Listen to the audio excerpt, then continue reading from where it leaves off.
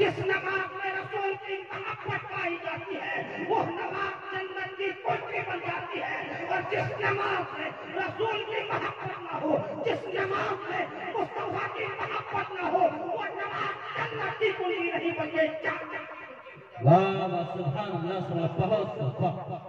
جس نماز میں رسول کی محبت نہ ہوتی ہو وہ نماز جنت کی کنجی نہیں بلکہ وہ جہنم کی کنجی ہو جاتی ہے۔ آقا نے فرمایا کہ نماز جنت کی کنجی ہے۔ آقا نے فرمایا الصلاۃ عماد الدین، نماز دین کا کھمبا ہے، نماز دین کا کھمبا ہے۔ اگر آج مسجدوں کو دیکھا جائے، اگر مسجدوں کا جائزہ لیا جائے تب ہمیں پتہ چلے گا کتنے لوگ ایسے ہیں، کتنے مسلمان ہیں جو بے نمازی ہیں، کتنے مسلمان ہیں جو نماز پڑھتے ہیں۔ قسم خدا کی اگر تعداد و شمار کیا جائے، قسم خدا کی اگر مسجدوں کا جائزہ لیا جائے تو آپ کو پتہ چلے گا کہ زیادہ تر مسلمان بے نمازی ہیں، یعنی 99% مسلمان بے نمازی ہیں، 1% مسلمان نماز پڑھتے ہیں۔ اور یاد رکھو اپنے دل کو جھنجھوڑ کر تو دیکھو، اپنے دل میں احساس کو جگہ کر کے دیکھو ہمارے آقا نے ہمیں کیا درس دیا ہے، ہمارے آقا نے ہمیں کیا سبق دیا ہے۔ آج ہم دنیا میں آئے ہیں، چاہے جو کرنا ہے کر لو، مگر قیامت کے دن رب کو کیا منہ دکھاؤ گے، رب کی بارگاہ میں جاؤ گے، کون سا چہرہ لے کر کے جاؤ گے۔ انسانوں کی حالت یہ ہو گئی ہے، انسان آسمان کی پرستی سے گر کر کے زمین کی پستی میں آ چکے ہیں۔ انسان کو لگت کر رملہ پڑی آدم کا جو تاج ملا تھا اس تاج کو اتار کر کے کھلونی تہذیب کو اختیار کر چکے ہیں، اور اپنی جھوٹی شان سکھانے کے لیے، اپنی جھوٹی شان سکھانے کے لیے طرح طرح کے قسمیں کھائیں گے۔ ہمارے پاس وقت نہیں ملتا ہے، ہمیں فرصت نہیں ملتی ہے نماز کیسے پڑھیں۔ قسم خدا کی مسلمانوں یاد رکھو اگر آج کسی بے نمازی کو بے نمازی کر دیا جائے، اگر سود خوروں کو سود خور کر دیا جائے، اگر شرابیوں کو شرابی کر دیا جائے، اگر زانیوں کو زانی کر دیا جائے، قسم خدا کی آپ کے کالر کو پکڑے گا، آپ کے دامن کو پکڑے گا اور آپ کو مارنے کے لیے تیار ہو جائے گا۔ حالانکہ اس کو تو یہ جانتے وہ تو شراب پی رہا تھا، وہ تو سود کھا رہا تھا، وہ تو زنا کر رہا تھا، چاہتے تو یہ تھا کہ ہمارے اندر جو کمی ہے اس کمی کو ہم دور کر دیں، مگر اس کے علاوہ وہ لڑنے جھگڑنے کے لیے تیار ہو گیا۔ میرے آقا نے کیا فرمایا، جو نماز نہ پڑھتے ہو وہ جہنم کی جنت کی کنجی نہیں بلکہ ان کی نماز وہ تو جہنم کی کنجی ہے۔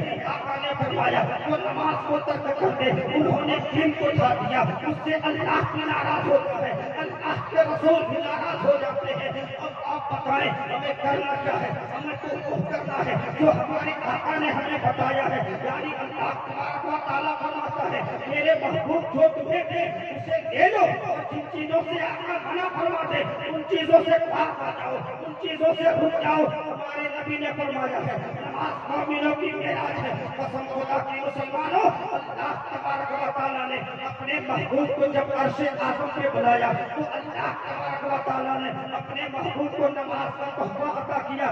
ایک صحابی رسول ہے جن کا نام حضرت عبداللہ بن مسعود ہے، نبی کونین صلی اللہ تعالیٰ علیہ وسلم کی بارگاہ میں حاضر ہوئے، عرض کرتے ہیں یا رسول اللہ سب سے اچھا عمل کون سا ہے، یا رسول اللہ سب سے بہتر عمل کون سا ہے، یا رسول اللہ سب سے بہترین عبادت کون سا ہے۔ آقا نے فرمایا اے عبداللہ بن مسعود سب سے بہتر عمل اگر کوئی عمل ہے الصلاۃ، یعنی نماز کو اپنے وقتوں میں ادا کرو، نماز کو اس کی وقتوں میں ادا کرو، یہ سب سے بہتر عمل ہے، یہ سب سے بہترین عبادت ہے۔ صحابی کے رسول اللہ کرتے ہیں یا رسول اللہ اس کے بعد کون سا عمل اچھا ہے۔ آقا نے فرمایا کہ بالوالدین اپنے والدین کی فرمان برداری کرو، اپنے ماں اور باپ کا ادب کرو، اپنے ماں اور باپ کی بارگاہ میں ایسا کلام مت کرو، اس سے ایسی آوازیں مت نکالو جس سے تمہارے والدین تم سے ناراض ہو جائے۔ صحابی رسول اللہ کرتے ہیں یا رسول اللہ اس کے بعد پھر کون سا عمل ہے۔ آقا نے فرمایا الجہاد فی سبیل اللہ، اللہ کی راہ میں جہاد کرنا، اس سے تین باتیں ظاہر ہوتی ہے۔ سب سے پہلی بات تو یہ ہے کہ نماز آپ کے وقتوں میں ادا کرو، اور دوسری بات یہ ہے کہ اپنے ماں اور باپ کا ادا کرو، اپنے ماں اور باپ کے ساتھ حسن سلوک اختیار کرو۔ پھر آقا فرماتے ہیں اللہ کی راہ میں جہاد کرو، مگر اللہ تبارک و تعالیٰ نے مومنوں پر 5 وقت मर्दों की नमाज को फर्ज करार दिया है और हमारा हाल में है 1 महीना का रोजा हम पर फर्ज किया गया। पता ये चला नमाज भी पढ़ना इबादत है, ज़कात भी देना इबादत है और हज करना भी इबादत है, लेकिन वो कब है? सबसे ज्यादा अफजली सबसे ज्यादा अगर फजीलत और अहमियत हासिल है तो वो नमाज की है। जितनी इबादतें हैं इन तमाम इबादतों में अगर सबसे बेहतर इबादत कोई इबादत है तो वो नमाज है। इसलिए कि आप रोजा रखते हैं, रोजा बिल्कुल कठिन है, नमाज से ज्यादा मुश्किलात होती है।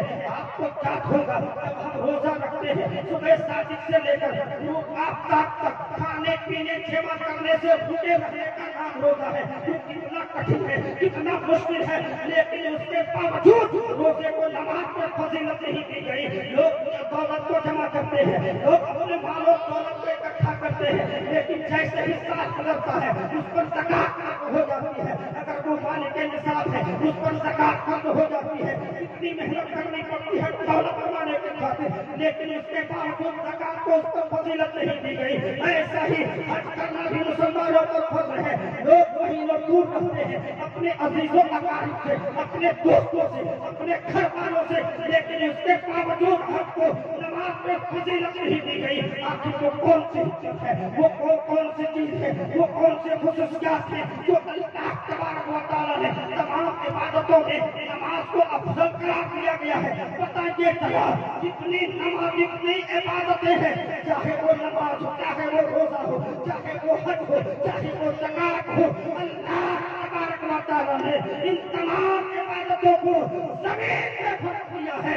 लेकिन जब नमाज की बारी आई है तो अल्लाह तबारक व तआला ने अपने महबूब को अपना कुर्बे खास में बुला लिया, अर्शे आज़म में बुला लिया और नमाज का तोहफा अता फरमा दिया।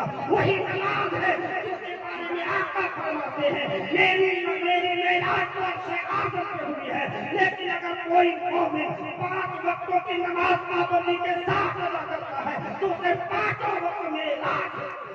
वाह वाह, नारे तकबीर, नारे रिसालत।